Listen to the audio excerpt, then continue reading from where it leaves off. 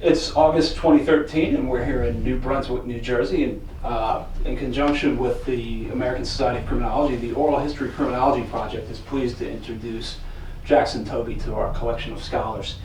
Jackson Toby began his work at Harvard University and graduated in 1950, producing a dissertation under the direction of Talcott Parsons, who arguably was one of the seminal sociologists during that period. His dissertation was entitled Educational Maladjustment as a Predisposing Factor in Criminal Careers. I think it's a work that largely serves as a template for much of his later work, although your work touches on a broad variety of topics within the criminological canon, everything ranging from critical theories commented upon to subcultural theory, to control, to deterrence and social disorganization. In 1951, he assumed a position here where he's maintained a position here since 1951, retiring in 2002 at Rutgers University, New Brunswick. During that period of time, he served as the department chair in the Department of Sociology from 1960 to 1969, and in 1969, from 1969 to 1994, served as the director for the Institute of Criminological Research. He's now an emeritus professor and maintains an office on the campus, as well as teaching an occasional course. Early in his career, he was associated with the Ford Foundation and contributed to the development of the Youth Development Program, largely centered around exploring issues connected with adolescent delinquency. In 1966, he served as consultant to the President's Commission on Law Enforcement and the Administration of Justice. A really seminal document came out of those particular works as a result of that body of work. His main scholarly contributions he lists as being in sort of threefold here, the first of which is an application and extension, an attempt to explain the importance of Talcott Parsons' work in terms of the development of deviance theory as well as its application to criminological research. Secondly, he's done a lot of traditionally criminological kinds of works, largely surrounding the issue of the connection or the nexus between schools and delinquency, and hope to explore some of those ideas within the context of our discussion here today. He's probably most known for his 1957 work articulating an idea that's important for the development of control theory, stakes and conformity, 1957.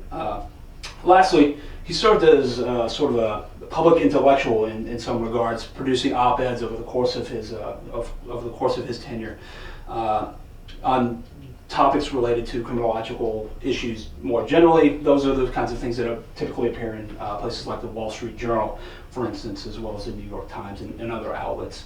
And more recently, he's begun work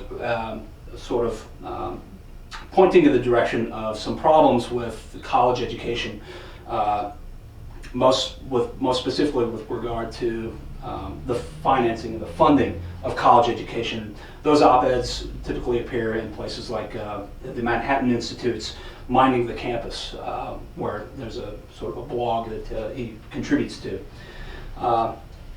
More recently, since retirement here, he still maintains an active intellectual role, now serving as an adjunct scholar at the American Enterprise Institute, where he's most recently produced a work in 2010, a book put out by Prager Press, entitled The Lowering of Higher Education, Why Financial Aid Should Be Based on Student Performance. So, before I guess we start the conversation here at the very beginning of your intellectual interest in terms of what brought you into the orbit of criminology.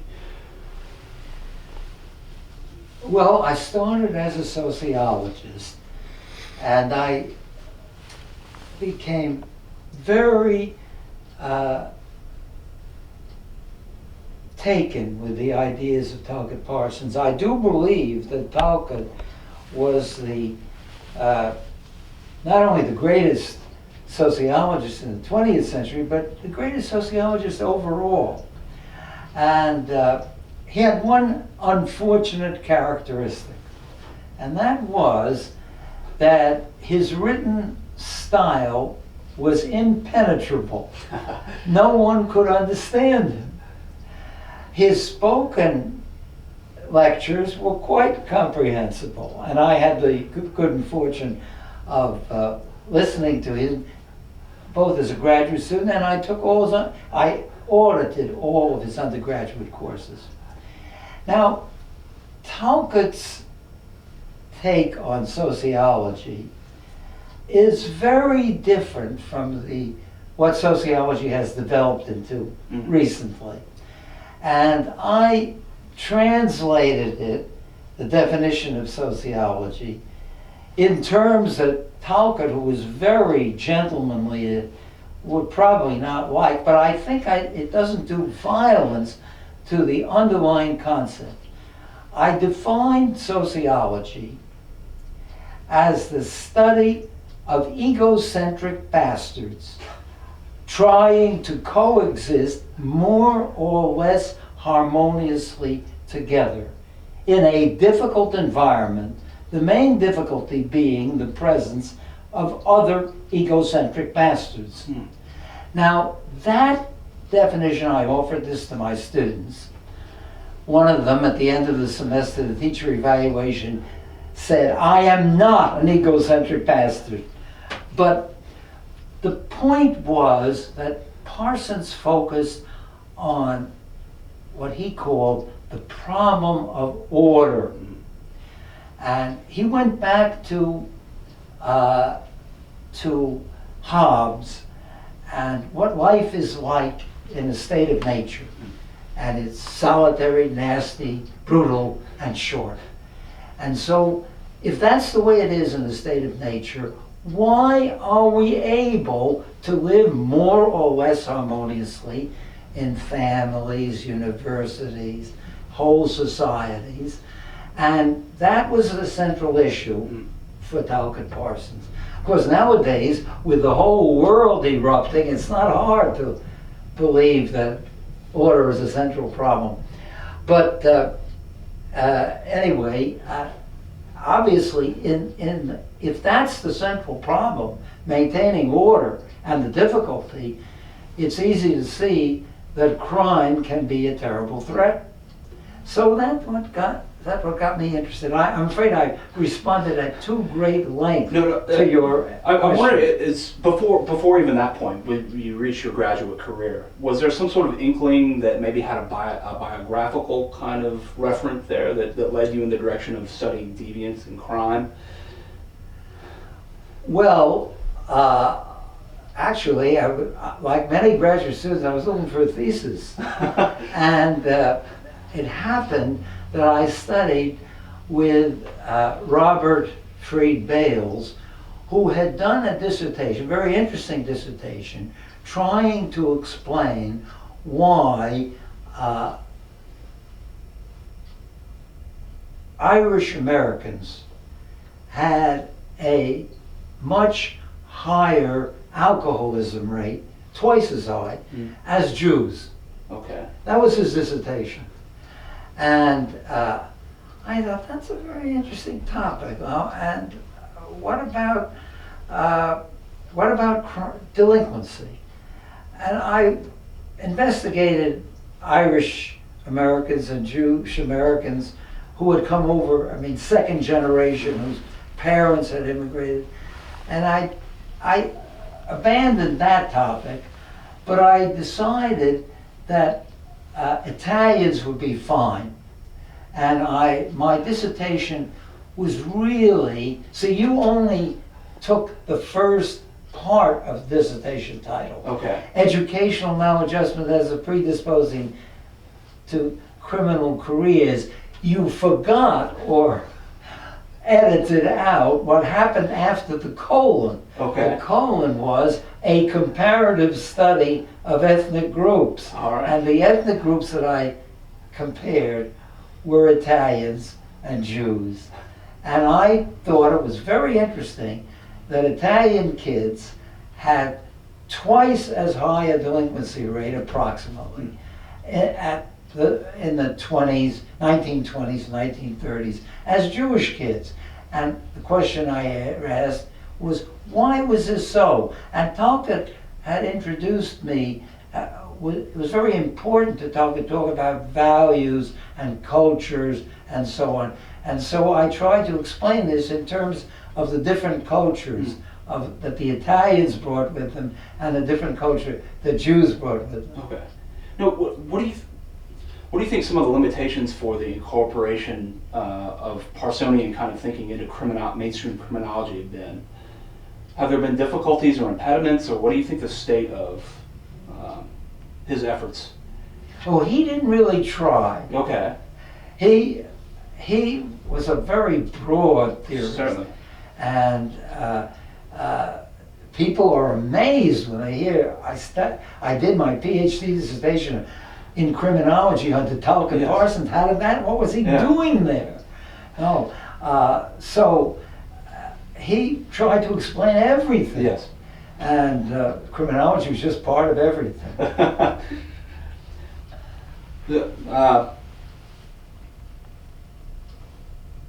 But deviance is one of the topics. He does have a chapter on deviance in his book, The Social System, for instance. Were there any other inspirations for you, sort of intellectually, in terms of shaping your thoughts on crime and the opposite, the polar opposite of social work? I had to do field work, and I did some field work in a high delinquency neighborhood in New York City, and it was an interesting experience. And actually, it was a neighborhood which was largely Jewish, and there was very little crime at that time. It has since become black. Okay. Inhabited by black people, and there's very high crime now. But the problem that I focused on was really a different problem from the one which many criminologists focus on. I asked the question, why is there so little crime? Shouldn't everybody be tempted? Okay. Remember, if you think the world is populated by egocentric bastards, and they're up against egocentric bastards, then the question is, why do these egocentric bastards restrain themselves? So that was is that a problem of crime? I guess it's a problem of crime. But it's the other side of the problem. Okay. Now, when you think about the body of your work, how would you characterize it? Is there one overarching theme, a narrative that sort of that inheres throughout, or are there separate elements here, more discrete elements that you think are important? Well, maybe I should say the overarching theme was contrariness. Okay. For example, remember my initial interest was educational maladjustment. The maladjustment was characteristic of the Italian kids.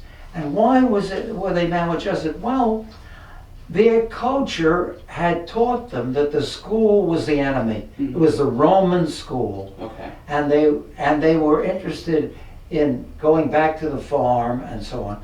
So they were rural people attempting to live in an urban environment. And so when they wanted to get somewhere, they moved into the mafia and the rackets and so on.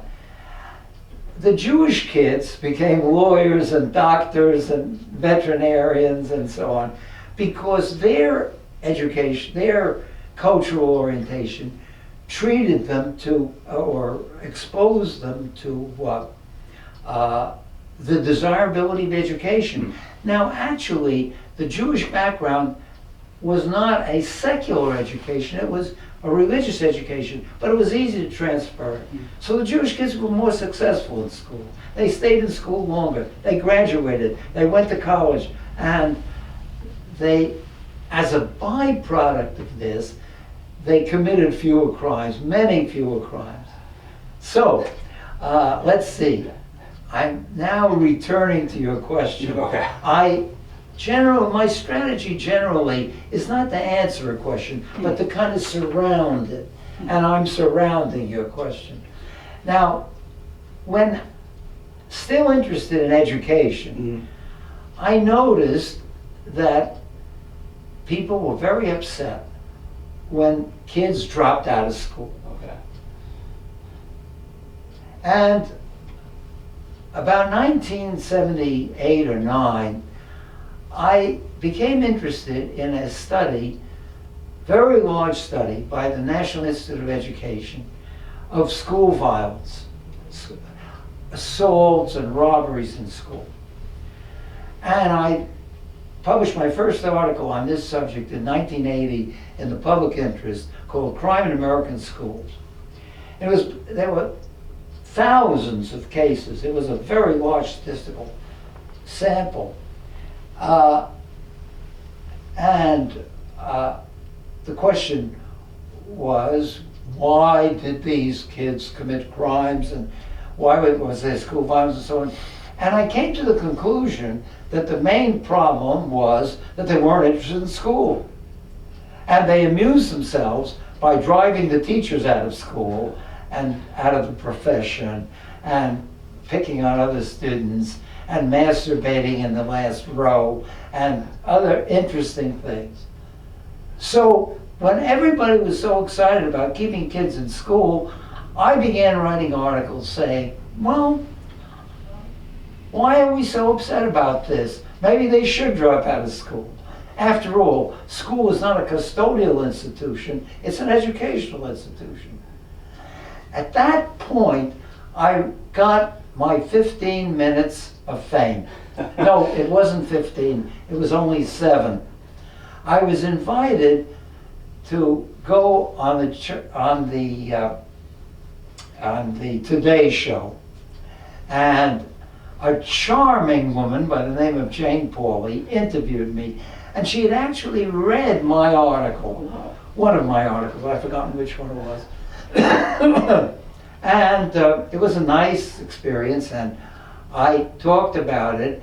And I was also interviewed by Charlie Rose. He hadn't read the article, but he knew he was against it. So I don't think it had much impact. I don't think I have had a tremendous amount of impact, but I continue to express my views on the subject. Was it controversial within the field, or was it just sort of outright rebuffed because it was just too beyond? It was ignored. I don't think very many people paid very much attention, although I wrote a number of articles on this subject. Sure. Yeah.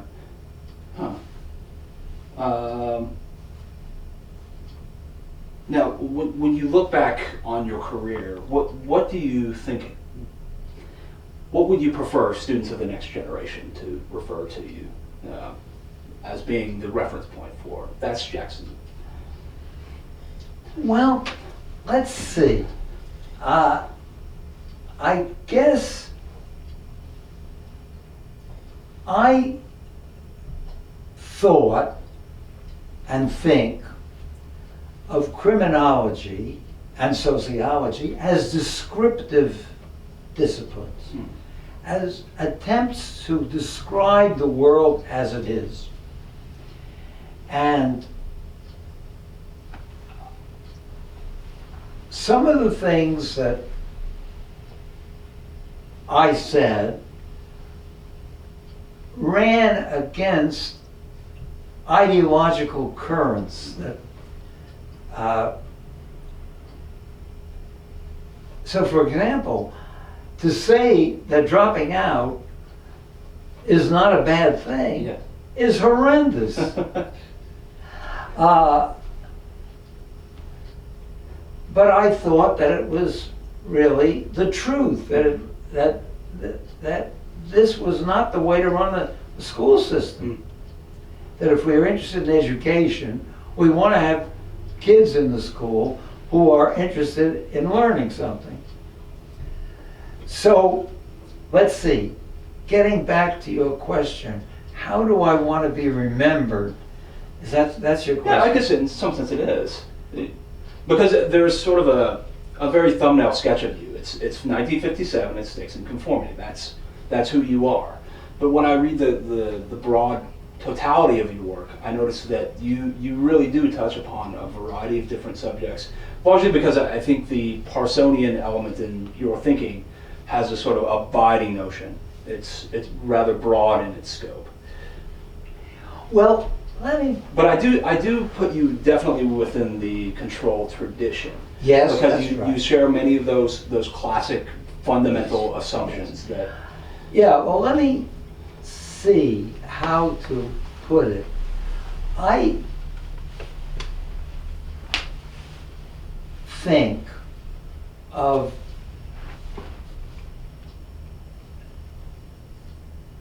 let's go back to my dissertation. All right. I thought at that time that the problem was not explaining why people commit crimes. Everybody should commit crimes if they're egocentric bastards. The question is, why don't more people commit crimes? And so I was interested all the time in incentives. I thought that the way to, now one incentive is to offer opportunities, educational opportunities, but not, I mean, if you can make money legitimately and prestige and a good life that way, why should you risk going to prison by stealing? But of course, not everybody has that opportunity. If you don't make a judicious choice of parents, of course I'm joking, Yes. but it's a sick joke.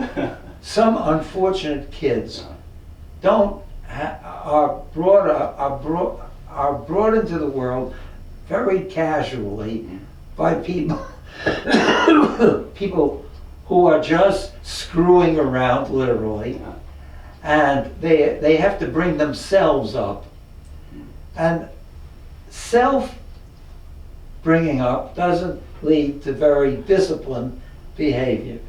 So by the time they get to school, they are not in a very good position to prepare for Harvard, even if they were great, if they had tremendous capacity at birth. So, and then there are people who, by misfortune, have a genetic problem which prevents them intellectually from developing. So,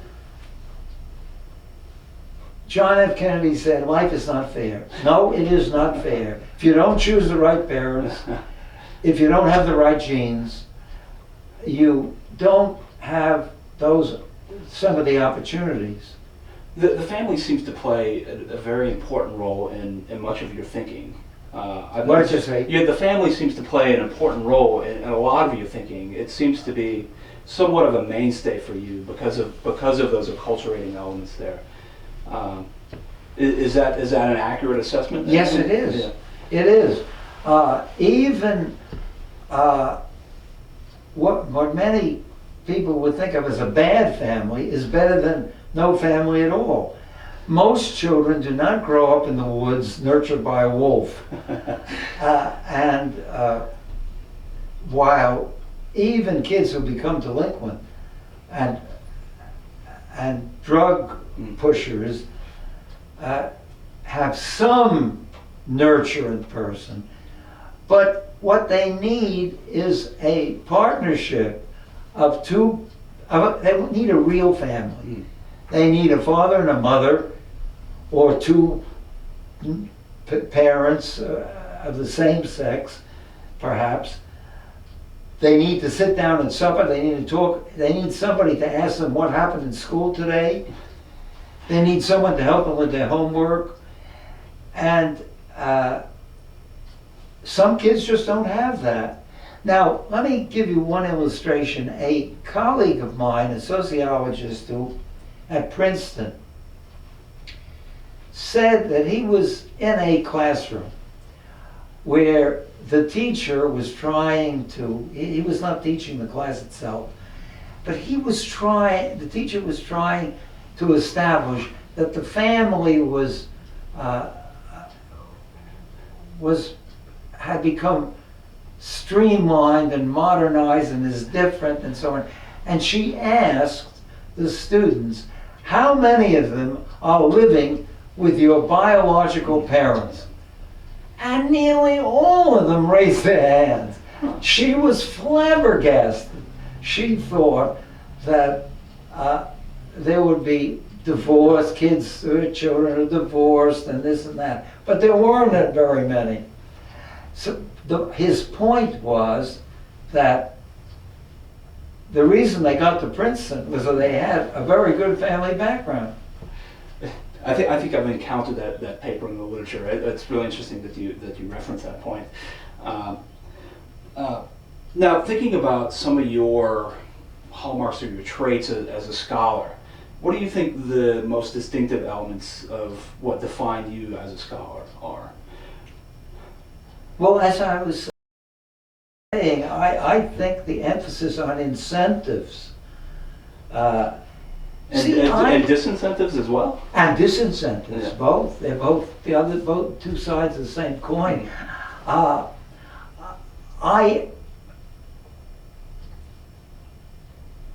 I don't think that the notion of some criminologists Mm-hmm. that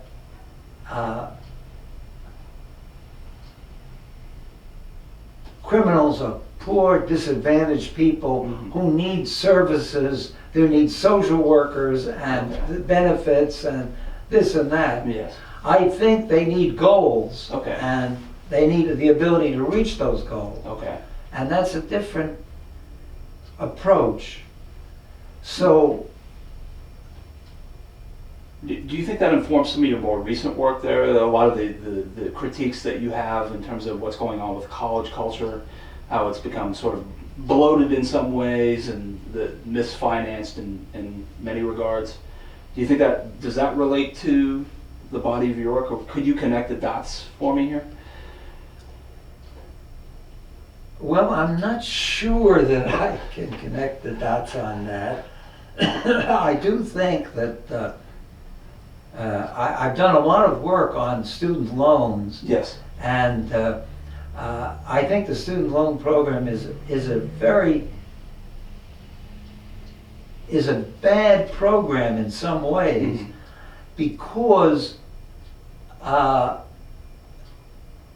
students are taught, they learn, this is an incentive, Mhm. that if they go to college, they're going to get a high-paid job.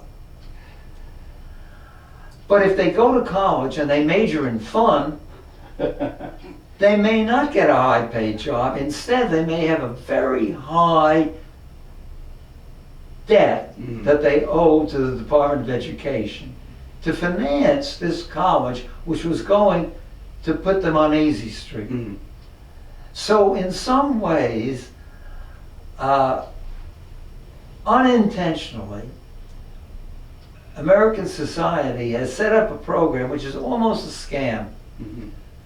If students don't prepare for the kind of jobs that college will lead them to, they're not going to be able to pay off their student loans. So that poses a problem unless society is willing to not only make the loans but pay it off for them. There's now $1 trillion worth of them now. You've been very public in this. I'm sorry, I didn't You've get been very public in offering this critique here. Now, how has that been received? Are you seen as some sort of Cassandra here? Are you sort of dismissed as being someone who is attempting to sort of rain on this parade? I haven't even been on the Today Show. But if I had been and I had said these things, Yes. no one would have been paying any attention. Yeah.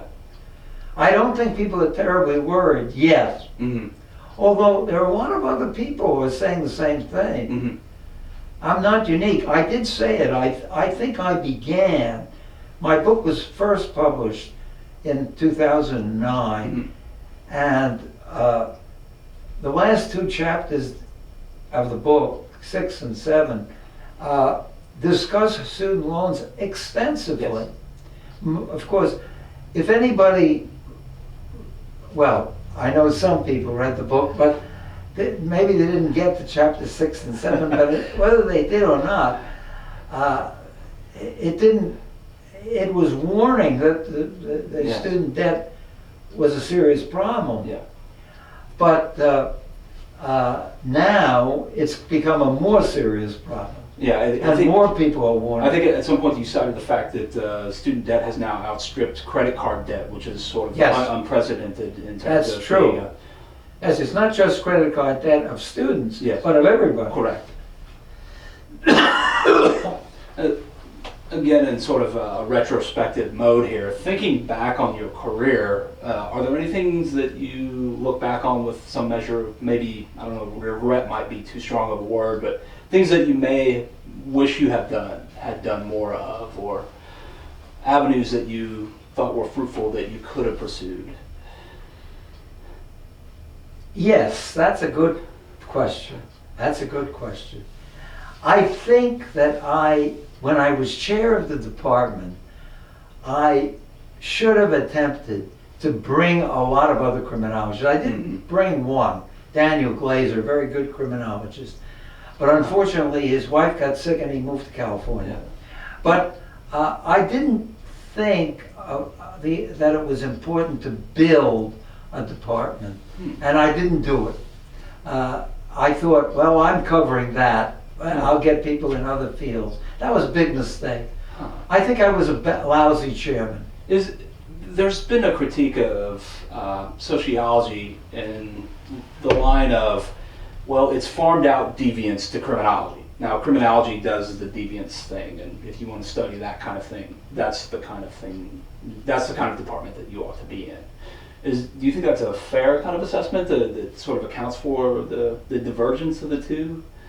I'm not sure I understand your question. I'm wondering where the divide between sociology and criminology began, or what's the cause of that rift there? Well, of course, there are a number of rifts. Yeah. There's criminal justice. Correct. And there's social work. Mm-hmm. Now, sociology is constantly being confused with social work. Yeah. And I have always been interested in understanding certain basic intellectual problems. Mm-hmm. For example, two of the major problems is, why do people commit crimes? And second is society capable of making them, of getting them to stop? Okay. And finally, or I shouldn't say finally, but another important problem is, how do we reduce the crime rate? Apart from people, Mm-hmm. is there something we can do to reduce the crime rate? If the world is full of egocentric bastards, maybe there's something we can do to reduce the crime rate without trying to rehabilitate, for example. All right. Now, I don't know whether you have interviewed Ronald Clark. No. You should. Mm-hmm. He has done very, very important work in this area. And the area is situational crime prevention.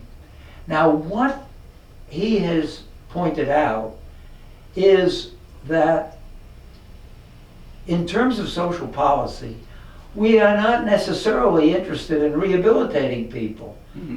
We are interested in keeping the crime rate down, whether they're still the egocentric bastards. They always were. Now,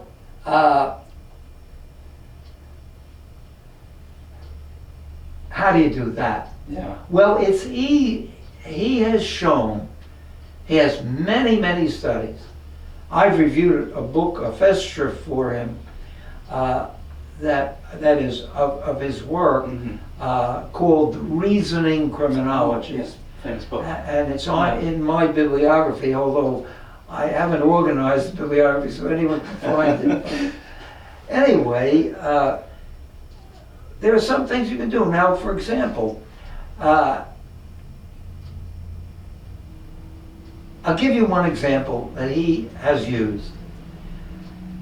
At one point, Germany said, all right, if people don't want to use motorcycle helmets, they're risking their lives, but we won't require them to do it. Okay. Finally, they decided we'll make a law and we'll require them to use motorcycle helmets. When they required motorcycle helmets, the rate of theft of motorcycles dropped by 20, 30, 40, 50%. Very great. Why? Well, when you stop somewhere, it's hard to take the motorcycle in with you, but you can take that motorcycle helmet in with you.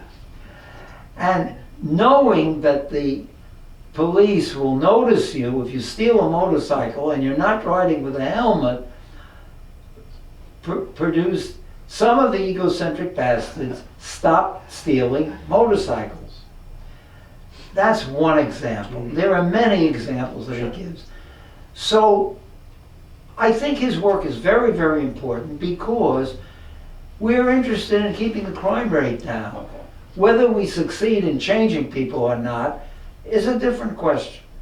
And as a matter of fact, we are not very interested in, we're very successful in changing people. It's very, very hard to get people to stop overeating, over smoking, over drinking, all kinds of things, over burglarizing, over car theft, and so forth. So I think if we're thinking of keeping the crime rate down, I think social policy is more interested in that than in changing people's personalities. We can't do that very well. The Chinese communists do better. They're able to do that, but they use methods we don't use. Now, if you had an opportunity to reach out to the next generation there, what kinds of advice would you be offering to them in terms of how would you make them a better scholar,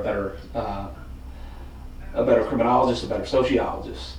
What kinds of things would you advise them to do? You know, I taught great big classes. I calculated that I had about 20,000 people that passed through my classes. I keep up with a couple of them. Yeah. One of them is still in the field. He's doing some work on football violence, that is soccer violence in Europe, but the other is running a major league soccer program. But out of 20,000, there aren't very many, so I don't know that I have much advice. My batting average is poor. That's fair enough. When you look at criminology, do you have any advice for just the field in general, or how do you assess where it is sort of intellectually in terms of its development and its output? Just sort of a broad assessment in terms of what's criminology? Too ideological. Is that a vestige or a lineage or a legacy of the sociological connection, or where do you think that comes from? Well, let me define what I mean. Ideology is something that you believe because it is required by a group that you are a member of. That's an ideology. It isn't something informed by scientific studies or efforts to. Now, I would like criminology and sociology to be disciplines in the sense that you control your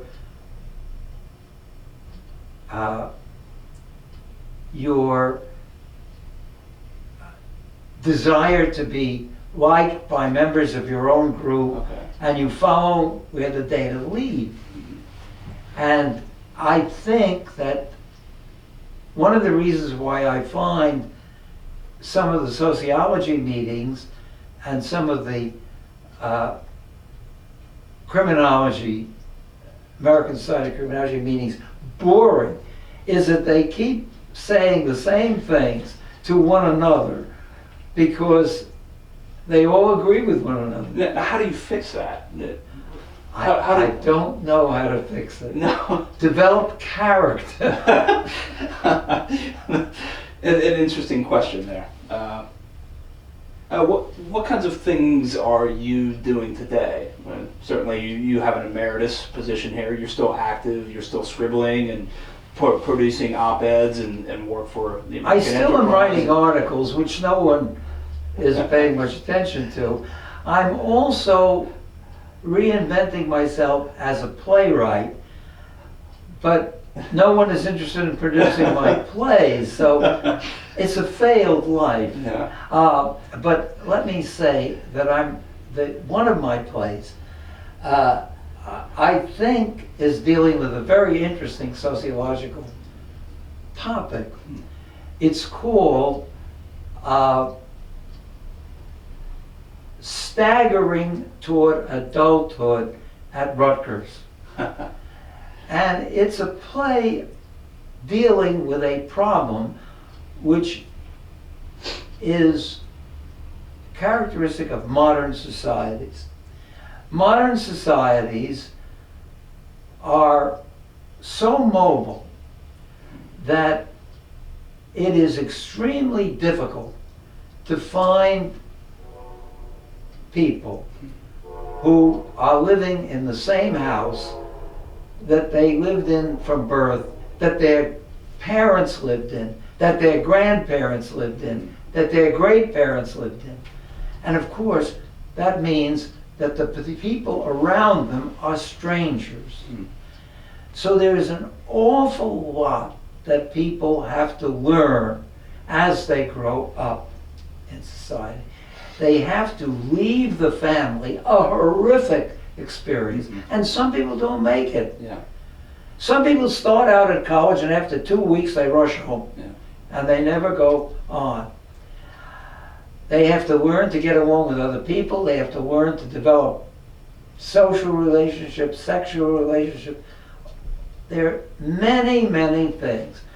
So that's why I call it staggering toward adulthood.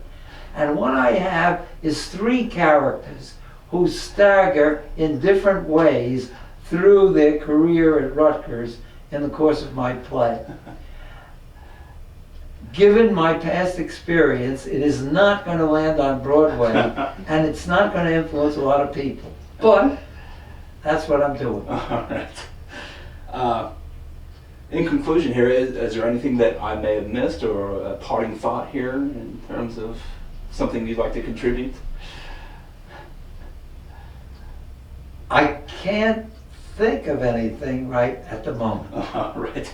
Perhaps we'll cover that in our dinner here. It's, Okay, great. Well, we appreciate your time here and inviting us into your house, and I think we learned an awful lot today about the sort of broad breadth of your intellectual output here. So we hope that the wider criminological community enjoys this as well. So thank you. Great. All right. Dr. Toby is probably best known for his 1957 contribution on stakes and conformity. I think we'd be remiss here if we were to overlook that entirely. I want to go back over this and make sure that we've covered this in adequate enough ground here. Could you tell us a little bit about where that idea came from, the origins of the idea? Well, as I mentioned before, I really had a chapter or several chapters in my dissertation, PhD dissertation, on stake and conformity. And I argued, and later embodied this in in that article, and in another article, which was a longer version, that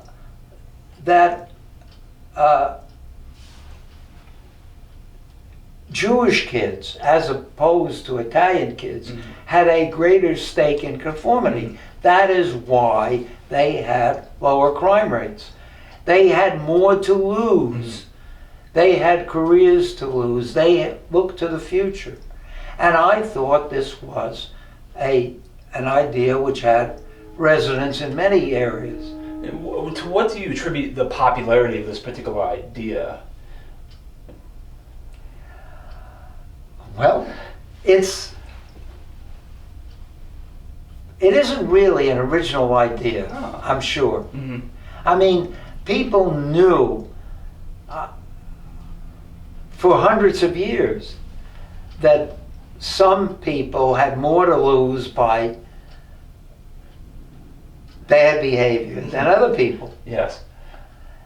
And but I put a tag on it. Okay. And let me give you an analogy. Argument by analogy is considered the lowest form of argument. Nevertheless, I use it all the time. Joseph Schumpeter, the economics professor, yes, whom I knew at Harvard and I loved, he was a wonderful man and a brilliant scholar, wrote many, many things. But what he will be remembered for most are two words. Creative destruction. Creative destruction. Yeah. It's a great package to summarize a phenomenon which people knew about. They knew that the buggy whip industry was ruined by the automobile. But when he said creative destruction, people understood it. Now, my stake in conformity idea isn't as popular as creative destruction, but it did get some resonance. And I don't think it was absorbed, the principle was absorbed so fully. That is to say, if people use the idea, they would be more interested in things like building educational preparation for careers. They, in a more systematic way, instead of preventing dropouts, even if the dropouts were not profiting at all from their scholastic activity. Where would you fit this idea of stakes in conformity with sort of the movement and the control direction that seemed to be apparent at that particular point in time? Was control theory kind of set to the side? It wasn't really popular, and this notion gave it sort of a kick? You probably know more about it than I do. I'm not sure. It doesn't seem to me that it's that popular. Do you think it's that popular? It seemed to come out at a particular point in time where there were a few ideas that were kind of apparent. I think Al Rees had published a piece at roughly the same time period there. Social disorganization, from what I know, was kind of on the outs, but control theory at sort of an individual level, at least in my humble well, estimation. of course, the question is, why, of course, even more than Al Rees is Travis Hershey. Correct. Now, yes. he focused on the difference between criminality, yes. which was a characteristic of the person, and crime, which was a characteristic of the situation to it, and he made a sharp distinction there. And he argued that there is variation in criminality based on the extent to which people control their impulses to deviate. I don't think that, even though his books were brilliant and his articles were brilliant, that he went very far in the direction of explaining how you build in learning experiences, develop those controls. Mm-hmm. Although he did talk about the family and the school and so on, but of course, and he stressed the family very much. Yes. As you have, when you asked the question, you dealt with that question. Yeah. Do you think it was sort of subsumed by Travis? He kind of took that idea maybe and incorporated it, saw some value in this construct that you had He had put did, together, and he very specifically he mentions it. Yeah. Yes. Huh. So what do you think the idea of stakes and conformity sits currently here? Well, it's like the library. The library has a lot of books, Yes. and some of them aren't read anymore, but they're there. It's around, but I wouldn't call, the New York Times is not going to run it tomorrow. That's fair enough. I hope they do. Well, you never know. In any event, I think that's an adequate characterization from the beginning, Thank the you. origins Thank to you. the Thank to you. the conclusion of here, sort of Okay. where it currently stands. So,